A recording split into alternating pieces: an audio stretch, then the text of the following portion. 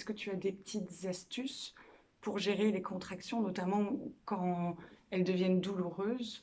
Alors, une première chose, c'est quand il y a des contractions, si on se, quand on a mal, en fait, on a tendance à bloquer notre respiration. C'est un réflexe de défense. Le problème, c'est qu'en faisant ça, on est moins bien oxygéné, donc la douleur des contractions, en général, va avoir tendance à être un peu plus importante.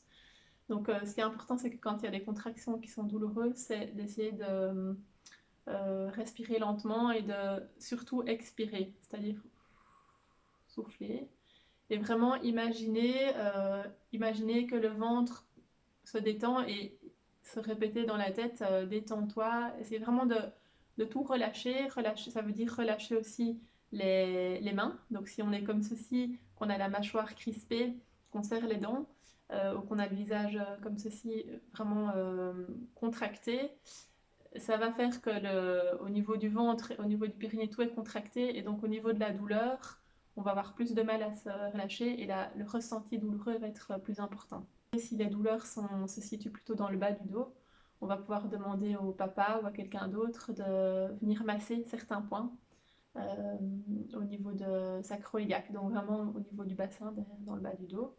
Ça, c'est quelque chose qui soulage quand même pas mal de mamans durant les contractions et qui peuvent même faire du bien durant la grossesse, quoi, en fin de grossesse.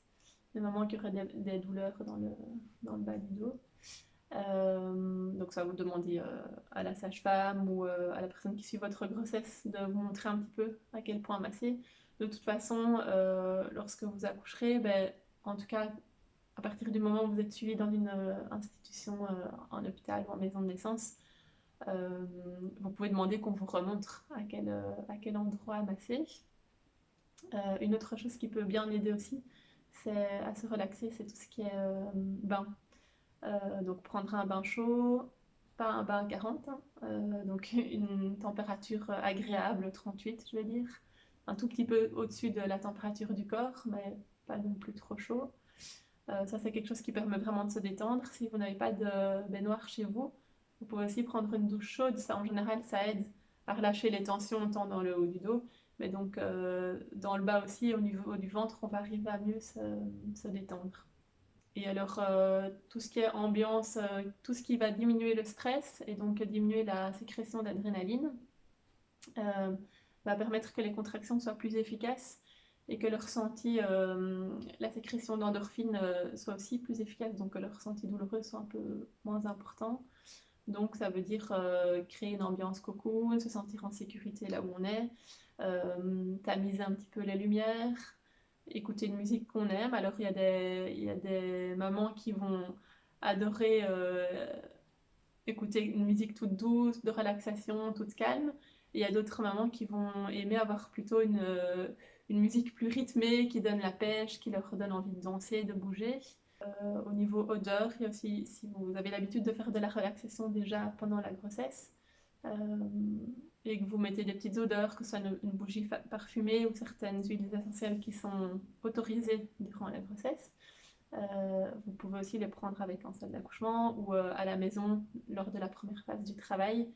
Ça va peut-être vous mettre en condition et vous aider à vous relaxer et à vous détendre un maximum, ce qui permettra que les sensations de contraction soient ressenties de manière moins forte pour vous. Alors bouger, le fait de rester immobile en général, ça a tendance à... ça n'aide pas le travail à avancer euh, à un bon rythme, on va dire. Et le ressenti douloureux est souvent plus important, donc le fait de bouger, ça va pouvoir aider aussi. Changer de position, changer de mouvement. Euh, Parfois, les mamans qui ont des douleurs dans le bas du dos, et donc ressentir la contraction plus dans le bas du dos, au niveau des lombaires, vont être un petit peu soulagées si elles se penchent légèrement en avant, voir si elles se mettent à quatre pattes. Ça va un peu décharger le... En général, quand les douleurs sont situées au niveau lombaire, c'est parce que le bébé, ici, c'est le bassin de la femme enceinte. Le bébé, a priori, est plutôt tête en bas. Et donc, c'est quand le bébé se situe ici derrière, en fait, avec son dos derrière. Et donc, il vient appuyer avec sa tête sur le sacrum. Et donc, c'est ça qui occasionne ces douleurs au niveau lombaire, dans le bas du dos. Et donc, tout ce qui va aider, dès que vous vous penchez en avant, que vous mettez à quatre pattes, en fait, le bébé va être appuyé un petit peu moins fort à cet endroit-là. Et donc, on va un petit peu décharger au niveau de ces douleurs-là. Et en plus, le deuxième avantage, c'est que ça va aider votre bébé à tourner, ce qui facilitera au moment de la naissance du bébé, ce qui facilitera la sortie, une sortie plus aisée de l'enfant. Il y a des points d'acupression qu'on peut stimuler pendant le travail aussi, qui peuvent à la fois renforcer les contractions et faire un stimuli qui va diminuer les sensations douloureuses au niveau contraction. Il existe vraiment plein de choses, là j'en ai cité quelques-unes, mais encore plein d'autres choses qui existent pour aider, oui, durant les contractions à ce qu'elles soient plus gérables. Et alors une dernière chose très importante, c'est de alors c'est pas forcément évident, mais d'essayer de profiter. Donc les contractions s'enchaînent, mais il y a toujours un temps de pause entre deux contractions. Quand on est plus au début du travail, les contractions vont être un rien plus courte et un rien plus espacé. Et au fur et à mesure que le travail avance, qu'on se rapproche de la naissance, les contractions vont avoir tendance en général à se rapprocher et à durer plus longtemps. Mais il reste quand même toujours un temps, un moment de pause où il n'y a pas de contraction entre deux contractions. Et donc, ce qui est très important pour tenir dans la durée, c'est de pouvoir profiter de ce moment-là pour se reposer, pour se recentrer. Quand il y a la contraction, voilà, on est pleinement dedans. Quand la contraction s'en va, c'est important d'être dans le moment entre deux et de ne pas repenser à la contraction précédente en se disant oh mon Dieu, la dernière, qu'est-ce qu'elle était dure, c'était long, je croyais que j'y arriverais jamais.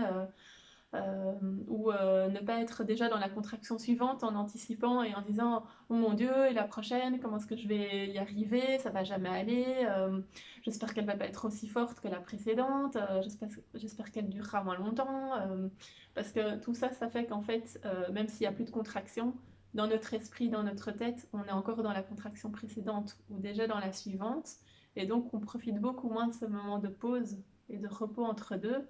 Et dans les souvenirs aussi, par après, ben, on aura l'impression que les contractions, elles ont duré presque tout le temps, quoi.